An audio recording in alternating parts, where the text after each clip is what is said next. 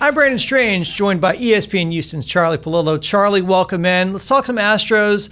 The Astros are headed towards an impasse with their outfield. It's something we've been talking about on Sports Map for a while, which is, can the team afford to pay both Springer and Correa? And the popular thought is no, they cannot.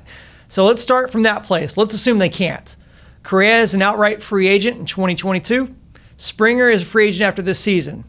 Last year, I can tell you personally, fan sentiment was completely in the favor of Springer over Correa. Springer was a year removed from being World Series MVP, and Correa was battling injuries, including that mysterious massage injury.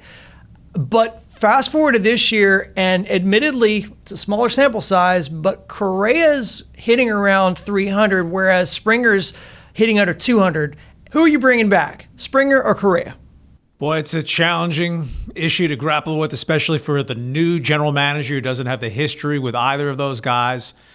The biggest factor that favors Correa is he's more than 4 years younger. And even though Carlos Correa's track record of durability is not good, well, he's made it through the first 3 weeks plus so far so good. And George Springer has had the injury that cost him 5 starts. And George Springer also has a history of injuries. George Springer is turning free agent at age 31. Now, maybe the Astros are going to have something bite them in the butt that they caused way back when, delaying Springer's arrival in the major leagues until he was 24 and a half years old. So George Springer, while on the one hand, no pity party, he made $12 million in 2018, $12 million in 2019. This year he was to make $21 million, but with the pro rata, it'll come in about $7.75 million. So multiple generations of Springer should be set, but he has not had the opportunity to hit his mega contract. If he'd been brought up originally when he deserved to be in the major leagues, he'd have been a free agent after last season, a year younger, 30 rather than 31, coming off the best overall season of his career and pre-pandemic, which is going to screw with the books and the financials of how many teams and what sort of wet blanket is that going to be on the high-end free agents come this offseason. Springer obviously has loved the organization. He's tight with a number of teammates, but in the end, business is business. This is his final opportunity for a longer-term mega deal, provided it's out there on the market. Now that Springer is 31, the Astros would be stupid or so swimming in cash that, oh, whatever, if he wants 6-7 years, go there. It would be a ridiculous investment. Players in their mid-30s no longer get better. Very rarely do they maintain, at least in the post-hardcore steroid era. You can look at contracts from Albert Pujols and Miguel Cabrera to Robinson Cano, going big bucks for guys 35, 36 years old, unless you're viewing those years as total loss leader, not smart investments. So what are they thinking is going to be their nucleus on a 3 to 5 year time horizon?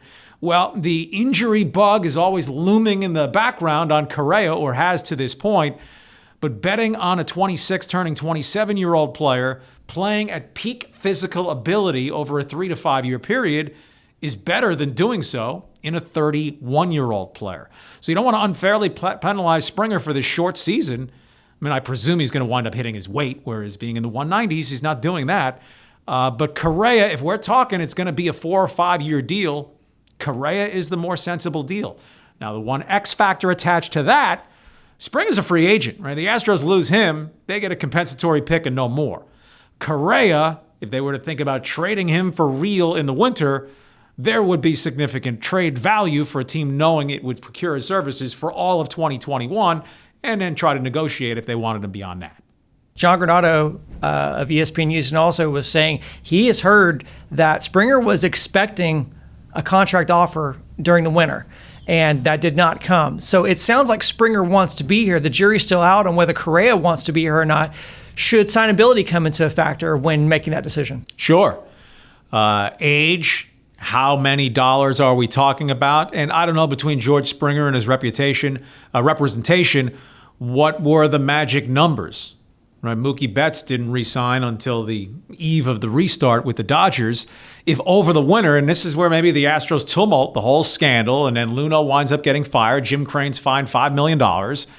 If the Astros had gone to George Springer and said 4 years, $96 million, $24 million per year, would they have laughed at that? No, how about 6 years, $27 million per year? Would there have been a negotiable gap? But the Astros, in this dynastic window, which could turn out to be really closing on them with all the critical pieces that could be gone within a 2-year period, what are they thinking of as the next phase, that longer horizon of Astros baseball? If you're thinking on the longer horizon, you're not thinking of a 31-year-old player now being a critical component of that when you're out to 2025, 2026, in contrast to Alex Bregman, certainly, and Carlos Correa if you were to re-up him for the longer haul.